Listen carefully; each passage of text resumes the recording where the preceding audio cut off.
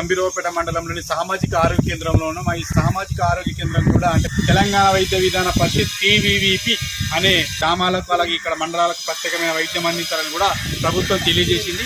మరి అక్కడ పేరు మహమ్మద్ షాదుల్లా. దేనికోసం వచ్చారు ఇక్కడికి? జ్వరం వస్తుంది.